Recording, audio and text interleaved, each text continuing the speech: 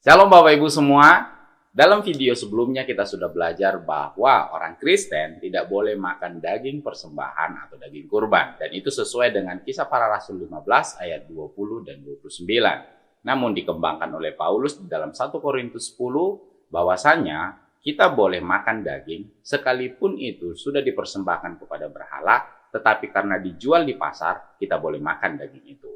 Namun tidak sedikit orang Kristen yang tidak setuju dengan ulasan saya tentang itu. Dan alasannya banyak dengan memberikan ayat-ayat apa yang masuk ke mulut tidak menajiskan orang. Alasannya lagi 1 Korintus pasal 8 bahwa tidak ada berhala. Dan semua makanan halal termasuk daging kurban pun halal.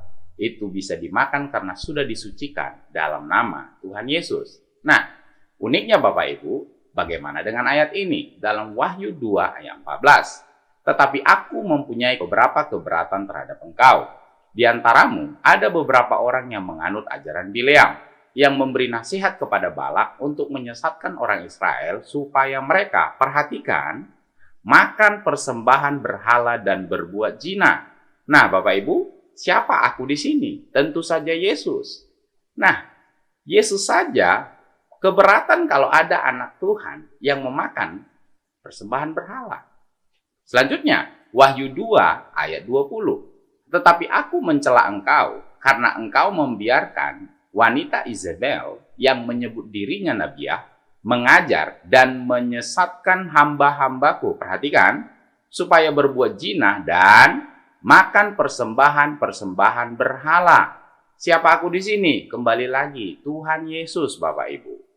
Jadi, ini adalah suatu hal yang menggelikan Bapak Ibu. Kalau ada orang Kristen, ada pendeta, ada hamba-hamba Tuhan, ada akademisi Kristen, entah itu profesor, entah itu doktor, entah itu magister, entah itu sarjana teologi, mengatakan daging kurban yang sudah dipersembahkan kepada berhala atau kepada orang asing bisa dimakan karena sudah dikuduskan dalam nama Yesus atau dengan darah Yesus. Sementara Yesus sendiri membenci kalau anak-anaknya makan daging kurban.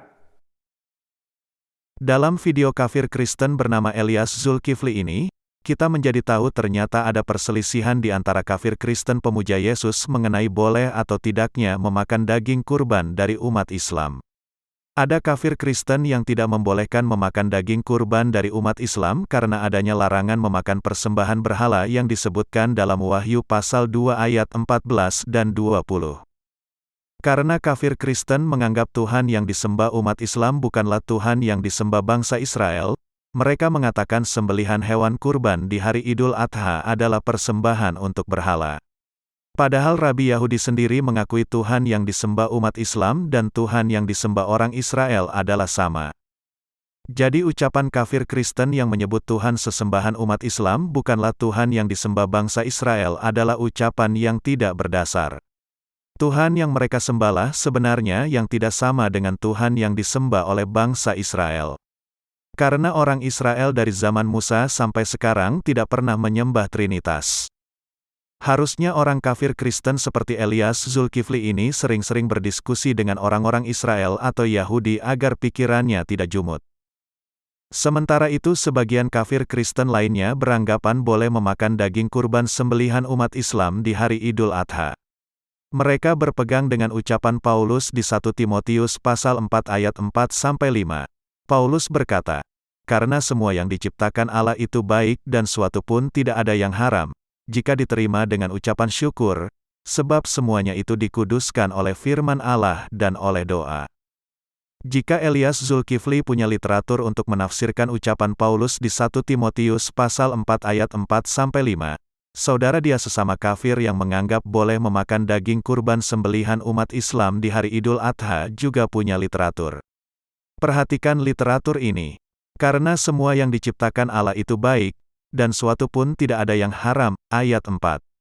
Ayat ini dengan jelas membebaskan kita dari semua pembedaan makanan yang ditentukan oleh hukum Taurat, khususnya mengenai daging babi, yang tidak boleh dimakan oleh orang-orang Yahudi, tetapi yang diperbolehkan bagi orang-orang Kristen sesuai dengan ketentuan ini, karena semua yang diciptakan Allah itu baik.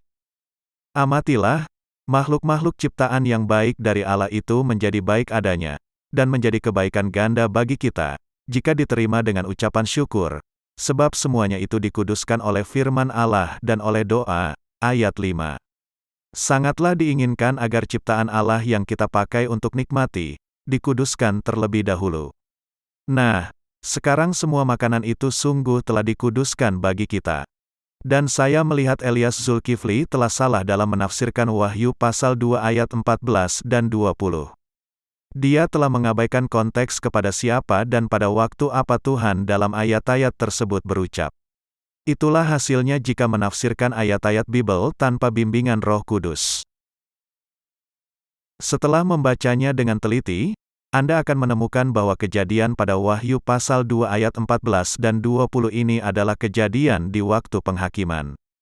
Yang dihakimi oleh Tuhan adalah orang-orang Israel yang menganut ajaran Bileam dan memberi nasihat kepada Balak untuk menyesatkan orang Israel. Orang Israel lainnya dicela Tuhan karena membiarkan wanita Izebel mengajar dan menyesatkan hamba-hamba Tuhan. Jadi orang-orang yang dicela Tuhan di Wahyu pasal 2 ayat 14 dan 20 adalah orang-orang Israel yang hidup di masa lalu, yang hidup di masa Balak dan Izebel masih hidup. Karena orang-orang Israel yang dicela Tuhan itu hidup di bawah hukum Taurat, maka Tuhan menghakiminya menurut hukum Taurat. Sementara bagi orang-orang Kristen yang hidup setelah matinya Yesus, mereka tidak akan dihakimi menurut hukum Taurat, karena hukum Taurat telah dibatalkan dengan segala perintah dan ketentuannya. Sebagaimana sabda Rasul Junjungan Elias Zulkifli berikut. Sebab dengan matinya sebagai manusia ia telah membatalkan hukum Taurat dengan segala perintah dan ketentuannya untuk menciptakan keduanya menjadi satu manusia baru di dalam dirinya, dan dengan itu mengadakan damai sejahtera. Efesus pasal 2 ayat 15. Dapat disimpulkan bahwa pendapat sebagian kafir Kristen yang menganggap boleh memakan daging kurban dari umat Islam adalah pendapat yang benar sesuai tinjauan ayat-ayat Bible. Sementara itu Elias Zulkifli salah dalam 3 hal. Salah menafsirkan ayat Bible, salah karena menyamakan Tuhan umat Islam dengan berhala, dan salah menganggap orang Kristen tidak boleh memakan daging kurban dari umat Islam.